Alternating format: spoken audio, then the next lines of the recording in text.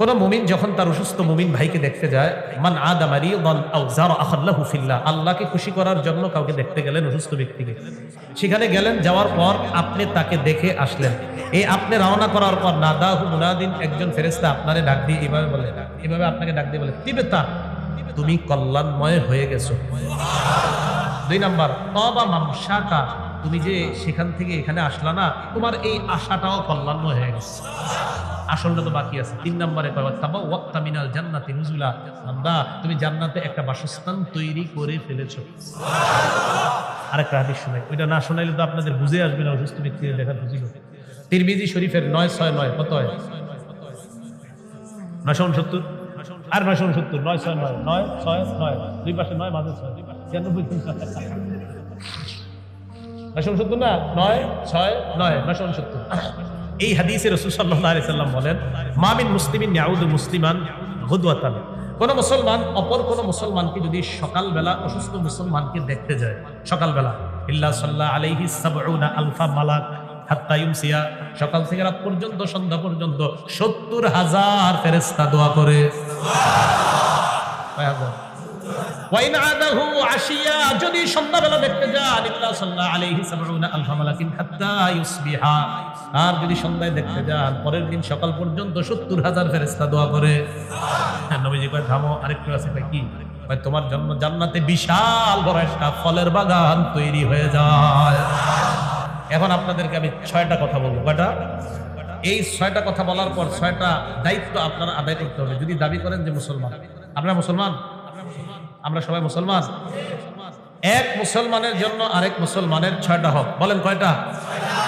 মুসলিম শরীফের 2162 নম্বর হাদিসের বর্ণনা। ক্বালা রাসূলুল্লাহ সাল্লাল্লাহু আলাইহি ওয়াসাল্লাম, নবীজি বলেন, হাক্কুল মুসলিমি আলাল মুসলিমি সিত্তুন, এক মুসলমানের উপর আরেক মুসলমানের 6টা হক। 1 নাম্বার, ইদা লাকিতাহু ফাসাল্লিম আলাইহি, মুসলমানের সাথে যখন তুমি সাক্ষাৎ করবে তখন তাকে সালাম দিবা। তাহলে আবার আগের আলোচনায় আসেন, আল্লাহ নবী আয়াতের মাধ্যমে আমাদেরকে জানায় দেয় ইসলামের ব্যাপারে সন্দেহ করা যাবে না। 2 নাম্বার, মুসলমান হওয়ার পর ইবাদত যখন করবা শিরক মুক্ত ইবাদত। 3 নাম্বার, ইখলাস যুক্ত ইবাদত। আয়াতের আলোকে আমরা দাবি করলাম আমরা মুসলমান। নবী হাদিসের মধ্যে কয় তুমি যদি মুসলমান হও তাহলে মনে রাখবা এক মুসলমানের জন্য আরেক মুসলমানের 6টা হক। 1 নাম্বার, যখন দেখা হবে তাকে সালাম দিবা। 2 নাম্বার, ইদা দাআকা ফাজিবহু, মুসলমান যখন তোমাকে দাওয়াত দেয় তার দাওয়াত গ্রহণ করবা। কি গ্রহণ করবা? এখন কথা হলো আপনি যে দাওয়াত গ্রহণ করবেন তার এই দাওয়াতটা যদি কোনো হারাম জিনিসের দাওয়াত হয় তাহলে দাওয়াত গ্রহণ করার ক্ষেত্রে সতর্কতা অবলম্বন করা। হালাল যদি কোনো বৈধ জিনিসের দাওয়াত হয় তাহলে দাওয়াত গ্রহণ করা। আর যদি মনে করেন সেই দাওয়াতে গেলে নাচ গান আর গুনাহ আর ঈমান হরণের সম্ভাবনা আছে, সেই দাওয়াতে না যাওয়া। 3 নাম্বার, ওয়া ইদাস্তানসাহাকা ফানসাহলা, মুসলমান তোমার কাছে কল্যাণ কামনা করলে তার কল্যাণকামী হওয়া। 4 নাম্বার, ওয়া ইদা আতাসা ফাহামিদাল্লাহ, কোন মুসলমান হাঁচি দেওয়ার পর যদি আলহামদুলিল্লাহ বলে ফাশাম্মিত, তুমি তাকে ইয়ারহামুকাল্লাহ বলে দোয়া করা। 5 নাম্বার, ওয়া ইদা মারিদা ফাউদহু, কোন মুসলমান যখন অসুস্থ হয় তাকে তুমি দেখতে যাও। 6 নাম্বার, ওয়া ইদা মাতা ফাত্তাবিহু, মুসলমান যখন মারা যায় তার জানাজায় তুমি উপস্থিত হয়ে যাও। তাহলে মুসলমানের জন্য মুসলমানের কয়টা হক? 1 নাম্বার, সাক্ষাতে কি দেওয়া? সহিহ বুখারীর বর্ণনা 6227 নম্বর হাদিস। عن أبي هريرة رضي الله تعالى عنه قال قال رسول الله صلى الله عليه وسلم, আবু হুরায়রা রাদিয়াল্লাহু তাআলা আনহু বর্ণনা, আল্লাহর নবী বলেন, লাম্মা খালাকাল্লাহু আদম, আদম নবীকে যখন আল্লাহ বানাইলেন, আলা সূরাতিহি, তার আপন অবস্থায়, আপন আকৃতি, আপন দেহ, যথাযোগ্য আকৃতি দিয়ে। ওয়াতুলুহু 60 জিরাআ, তুলুহু 60 জিরাআ, আদম নবীর উচ্চতা হলো 60 হাত লম্বা। কয় হাত? তো আদম নবীরে বানাইলেন, বানানোর পর আল্লাহ বললেন, ইযহাব ফাসাল্লিম আলা উলাইকান নাফারি মিনাল মালাইকাতি জুলুস, আদম তুমি তাদের কাছে যাও, যাওয়ার পর তাদেরকে সালাম দিবা। ফাসতামি' মা ইউহাইয়ুনাকা, সালাম দেওয়ার পর কান পেতে শুনবা তোমার সালামের জবাব ফেরেশতারা কি দেয়। আদম নবী ফেরেশতাদের কাছে যায়, যাওয়ার পর কয় আসসালামু আলাইকুম, কি কয়? ফাকালু আসসালামু আলাইকা ওয়া রাহমাতুল্লাহ, আদম নবী দোয়া করলেন আপনাদের উপর শান্তি বর্ষিত হোক। ফেরেশতারা জবাব দিলেন আদম তোমার উপর শান্তি এবং রহমত বর্ষিত হোক। কি বুঝলেন এই জায়গায়? আদম নবী কর্তৃক দোয়া করছে তোমাদের উপর, আর ফেরেশতারা কর্তৃক দোয়া করছে রহমত।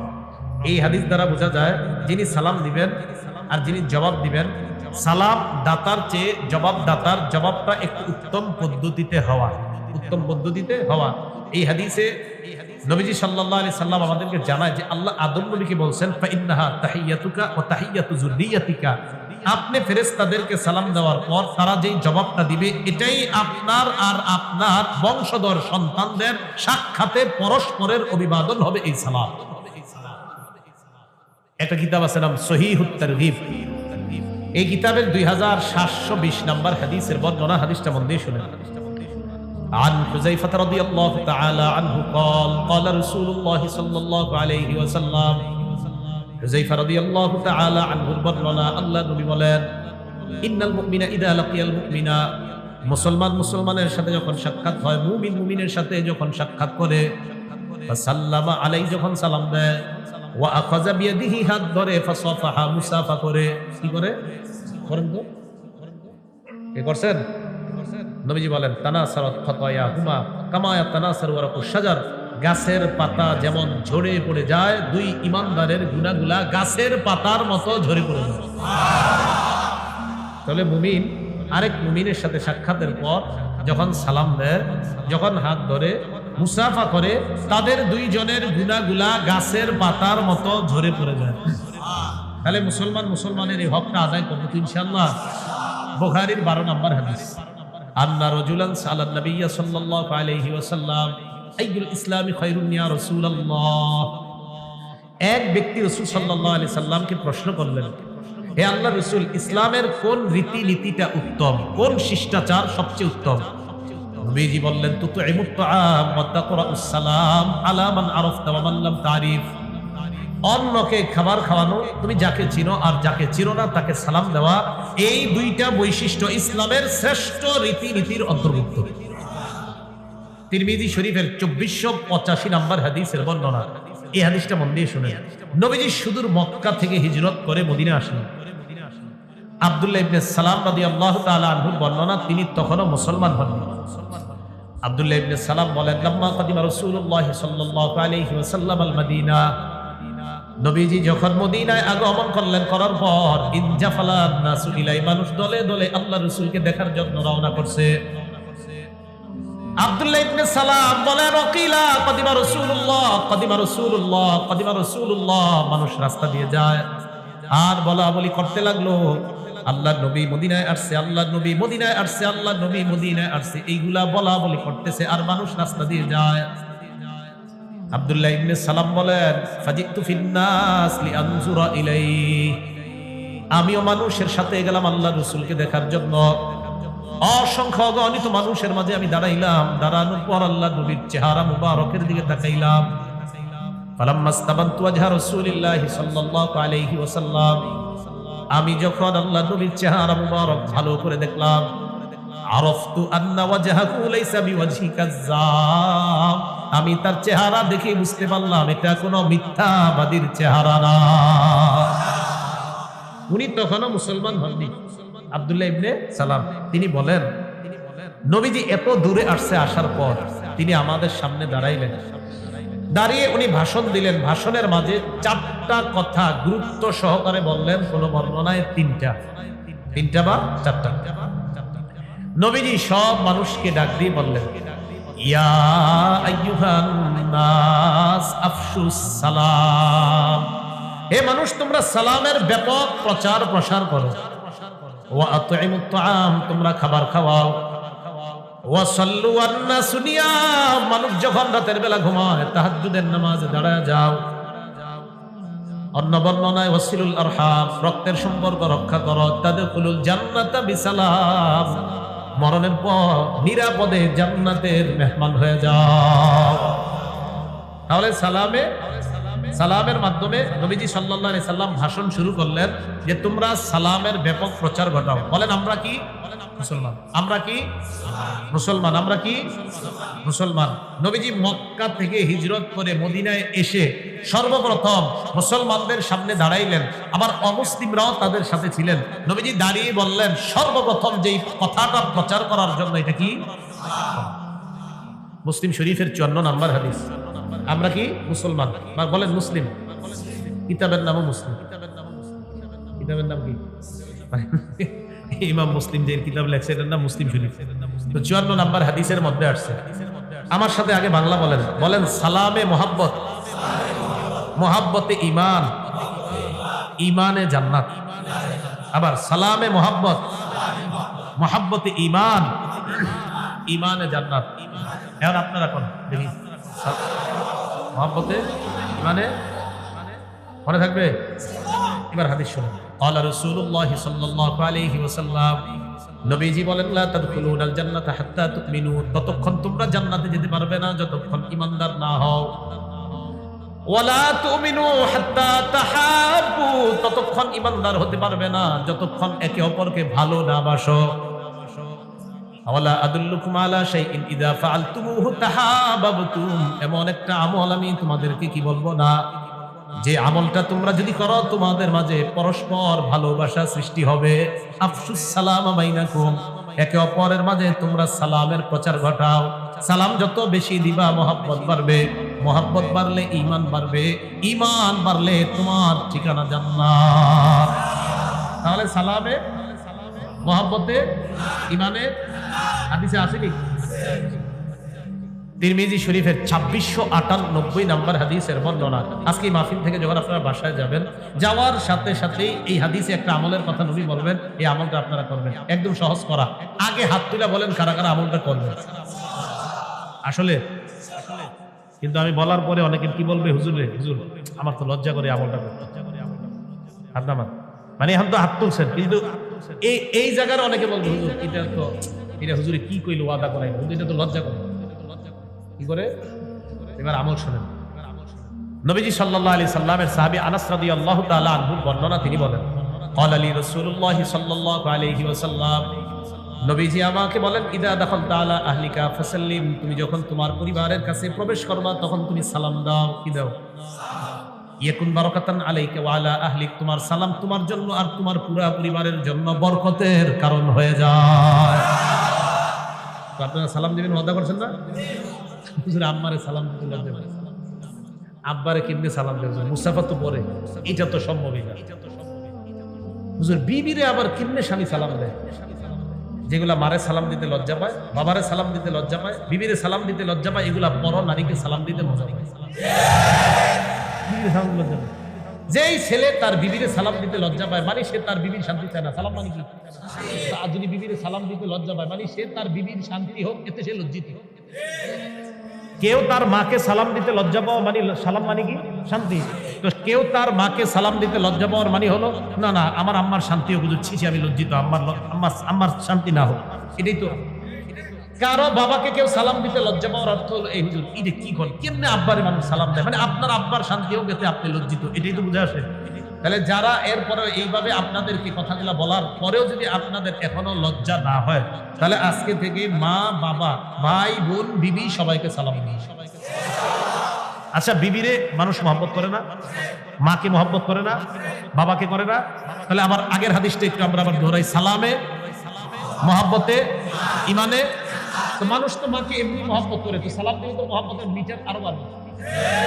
মানুষ তার বাবাকে মহব্বত করে, তো সালাম দিলে তো মহব্বতের মিটার আরো বেড়ে গেল। স্ত্রীকে মহব্বত করে, এই স্ত্রীকে মহব্বত এমনি মানুষ করে, সালাম দিলে তো মহব্বতের মিটার বাড়লো, ঈমানেরও পাওয়ার বাড়লো, জান্নাত সহজ হলো। আল্লাহ আমল করার তৌফিক দান করেন। তাহলে ঘরে ঢোকার সময় আমরা সালাম দিব, ঠিক আছে না? ইনশাআল্লাহ এই আমলগুলা করেন। আপনাদেরকে ইমাম সাহেবদেরকে এসে বলে, হুজুর 10 বছর 15 বছর বিয়ে হয়েছে, এখনো শান্তি নেই। আপনি গত 10 বছরে বিবিরে সালাম দিয়েছেন একদিন? কথার কথা যদি কর না, তাহলে আপনি যে বললেন যে হুজুর গত 10 বছর বিয়ে করছি, প্রতিদিন ঝগড়া হয়, আপনি তো একদিন সালাম আপনিও বিবিকে দেন নাই, বিবি আপনাকে দেয় নাই। ভাইও আজকে থেকে সালামের প্রচার ঘটান। স্বামী স্ত্রীর মাঝে দেখবেন মহব্বত এত পরিমাণ বাড়বে, বাড়তে থাকবে, ইবলিস টেনশনে পড়ে যাবে যে এই কি আমল, যে সালামের আমল। আমি এতদিন তাদের মাঝে ঝগড়া লাগাইতাম, সালাম ঘরে ঘরে বাড়ায় দেন, স্বামী স্ত্রীর ঝগড়া কমে যাবে। সালাম মানে তো শান্তি আসলে তো ঝগড়া কমনি। আল্লাহ বুঝার তৌফিক দান করেন। আবু দাউদ শরীফের বর্ণনা 5197 নাম্বার হাদিস। এই জায়গায় আমরা যারা আছি সবচেয়ে আল্লাহর কাছে কে হতে চাই? তাহলে এবার হাদিস শুনুন। عن أبي أمامة رضي الله تعالى عنه قال قال رسول الله صلى الله عليه وسلم আবু উমামা রাদিয়াল্লাহু তাআলা আনহু বর্ণনা আল্লাহ নবী বলেন ইন্না আউলান নাস বিল্লাহ মান বাদাহুম বিসসালাম। মানুষের মাঝে ওই মানুষটা আল্লাহর সবচেয়ে নিকটবর্তী হয়ে যায় যে মানুষটা আগে আগে সালাম দেয়। আবু দাউদ শরীফ 5155। عن عمران بن حسين رضي الله تعالى عنه قال جاء رجل إلى رسول الله صلى الله عليه وسلم এক ব্যক্তি আল্লাহ রাসূলের কাছে আসলেন, আসার পর বললেন আসসালামু আলাইকুম। কি বললেন? ফারাদ্দা আলাইহিস সালাম সুম্মা জালাসা। নবীজি সালামের জবাব দিলেন, তিনি বসে গেলেন। কে? যিনি সালাম দিয়েছেন। তো নবীজি বললেন আশারুন 10 নেকি। কি বললেন? 10 নেকি। সুম্মা জাআ আখার ফাকালা আসসালামু আলাইকুম ওয়া রাহমাতুল্লাহ। আলেমরা ছাড়া অন্যরা বলেন তো দ্বিতীয় সালাম আর আগের সালামের কি পার্থক্য? রাহমাতুল্লাহ। নবীজি তার সালামের জবাব দিলেন, সুম্মা জালাসা, লোকটা বসে গেলেন। আল্লাহ নবী বললেন 20 কত বললেন? আসসালামু আলাইকুম কত? আসসালামু আলাইকুম ওয়া রাহমাতুল্লাহ। সুম্মা জাআ আখার, আরেকজন আসছে, আসার পর বললেন আসসালামু আলাইকুম ওয়া রাহমাতুল্লাহি ওয়া বারাকাতুহু। নবীজি তার সালামের জবাব দিলেন। জবাব নেওয়ার পর লোকটা বসে যায়। নবী বললেন 30 বলেন আসসালামু আলাইকুম কত? রাহমাতুল্লাহ ওয়া বারাকাতুহু। আবু দাউদের 5196 নাম্বার হাদিসের বর্ণনা। এক ব্যক্তি আসছে, আসার পর নবীজি বললেন আসসালামু আলাইকুম ওয়া রাহমাতুল্লাহি ওয়া বারাকাতুহু ওয়া মাগফিরাতুহু। কি বললেন? নবীজি বললেন 40 কত বললেন? 40। তাহলে এই যে নেকিগুলা, আসসালামু আলাইকুম এটাতে 10, আসসালামু আলাইকুম ওয়া রাহমাতুল্লাহ 20, ওয়া বারাকাতুহু 30, আর মাগফিরাত যদি বলেন শিথিল বর্ণনায় 40। আমি সব কম লাগবে না বেশি? তো পুরাটাই দিয়ে এরপর যদি বলেন হুজুর আমার সময় কম, আমি এত পুরোটা পারবো না, ভাই আপনি আসসালামু আলাইকুম কইন। যেহেতু আপনার সময় কম, তো আসসালামু আলাইকুমের মধ্যে আপনি থাকেন, এরপরেও সালাম দিন। সহিহ বুখারীর বর্ণনা 3820 নম্বর হাদিস। এই হাদিসটা মনোযোগ দিয়ে শুনেন। নবীজি সাল্লাল্লাহু আলাইহি সাল্লামের কাছে জিবরিল আমিন আসছে, কথা কইতেছে নবীজির সাথে। সুবহানাল্লাহ। ইতিমধ্যে একজন মহিয়সী নারী আসতেছে নবীজির কাছে। সুবহানাল্লাহ। কি নারী? বলেন আমার সাথে, আম্মা জান খাদিজা রাদিয়াল্লাহু তাআলা। কি আসতেছেন নবীজির কাছে? আম্মা জান খাদিজা। তো জিবরিল আমিন নবীজিকে কয় হুজুর, নবীজি কই কি হইছে? হাযিহি খাদিজা আতাতকা, হুজুর আপনার বিবি খাদিজা আপনার কাছে আসতেছে। জিবরিল আমিন নবীজিকে বলে মাআহা ইনা, আম্মা জান খাদিজার হাতে একটা পাত্র, ফিহি ইদাবুন আও তাআমুন আও শারাব, পাত্রের মধ্যে তরকারি, খাদ্য অথবা পানীয় এই জাতীয় কিছু আছে। এই পাত্র নিয়ে নবীজির কাছে আসছে। জিবরিল আমিন বললেন ইয়া রাসূলুল্লাহ আমি এখন যাই। নবীজিকে বললেন হাবিব খাদিজাতুল কুবরা যখন আপনার কাছে আসবে, ফাইদা হিয়া আতাতকা ফাকরা আলাইহা সালাম মির রাব্বিহা ওয়া মিন্নি। হুজুর খাদিজা আপনার কাছে আসলে বলবেন খাদিজাকে তার রব আর আমি জিবরিল আমিনের পক্ষ থেকে সালাম।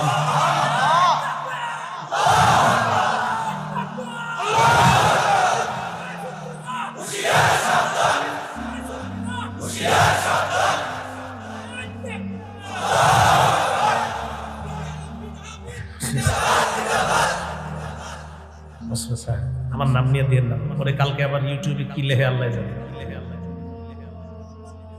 না ঠিক আছে ঠিক আছে ঠিক আছে। রাসূল সাল্লাল্লাহু আলাইহি সাল্লাম জিবরিল আমিন জানায়া দিলেন যে আল্লাহর পক্ষ থেকে আর আমার পক্ষ থেকে সালাম জানায়া দেন। একটু ভাবেন তো, জিবরিল আমিন উনি তো ফেরেশতা, আল্লাহ যাকে সালাম দেন। তাহলে আমাদের আম্মাজান খাদিজাতুল কুবরা রাদিয়াল্লাহু তাআলা আনহা আল্লাহর কাছে কত পছন্দনীয় ছিলেন।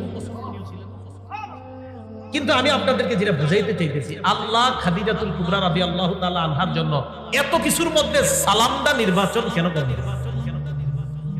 সালাম, তার মানে আল্লাহর কাছে সালামটা কত পছন্দনীয়। এই জন্য তো সূরা জুমারের 44 নম্বর আয়াতে, সূরা আহজাবের 44 নম্বর আয়াতে আছে তাহিয়াতুহুম ইয়াউমা ইয়ালকাউনাহু সালাম। বান্দাদের সাথে রবের যেদিন সাক্ষাৎ হবে, সাক্ষাতের সূচনাই হবে সালাম। এত কিছু থাকতে এটা দিয়ে কেন নির্বাচন হয়? তার মানে সালাম এটা আজীব জিনিস, এটা আমাদের মাঝে উঠে গেছে, তাই আমাদের মাঝে ঝগড়া বাড়তেছে। সালাম মানে শান্তি, এটা আমাদের মাঝে কমে যাচ্ছে। তো শান্তি যখন, শান্তির প্রচার কমে যাবে, অশান্তি তো আসবেই। এই জন্য শান্তির প্রচার যখন বেড়ে যাবে, অশান্তি দূর হয়ে যাবে। শান্তির ব্যাপক প্রচার হবে। মুসলমানের কয় হক? এক নাম্বার সালাম দেওয়া, এটা হক পাইলাম। ইন্দারে সালাম দিলে জবাব দেওয়া, এটা কই আছে? এটাও বুখারীতে আছে 1240 নম্বর হাদিস, রদ্দুস সালাম। মুসলিম শরীফের হাদিস থেকে প্রমাণ হয় সালাম দেওয়া হক, বুখারীর হাদিস থেকে প্রমাণ হয় সালাম নেওয়াও হক। 2 নাম্বার কেউ দাওয়াত দিলে দাওয়াত গ্রহণ করা। 3 নাম্বার মুসলমানের কল্যাণকামী হওয়া। আমার সাথে একটা বাংলা বলেন, বলেন আমরা সারা পৃথিবীর সকল মুসলমানের কল্যাণকামী। মনে থাকবে তো? আসলে কল্যাণকামী? যদি কল্যাণকামী হয়ে থাকেন, তাহলে আপনি জোহরের নামাজের সময় আরো 3-4টা ছেলে এক জায়গায় দাঁড়ায় আছে, কেন তাদেরকে বলেন না চলো নামাজে যাই? আপনারা কল্যাণকামী? আপনি একা একা চাদরটা গায়ে দিয়ে নামাজে যাচ্ছেন, ওদেরকে একবার বলছিলেন তাই চলো নামাজে যাই? আপনারা কল্যাণকামী? এই আপনারা কল্যাণকামী? যদি কল্যাণকামী হন, তাদেরকে বলতে হবে চলো নামাজে। সহিহ বুখারীর 57 নম্বর হাদিস, জারীর ইবনে আব্দুল্লাহ রাদিয়াল্লাহু তাআলা আনহু বলেন, বায়াতু রাসূলুল্লাহ সাল্লাল্লাহু আলাইহি সাল্লাম আলা ইকামিস সালাহ ওয়া ইতাইজ যাকাত ওয়া নুসহি লিকুল্লি মুসলিমিন। আমি নবীজির কাছে বায়াত করলাম এই মর্মে, আমি নামাজ প্রতিষ্ঠিত করব, আমি যাকাত দিব, আমি সারা পৃথিবীর সব মুসলমানের কল্যাণকামী হব।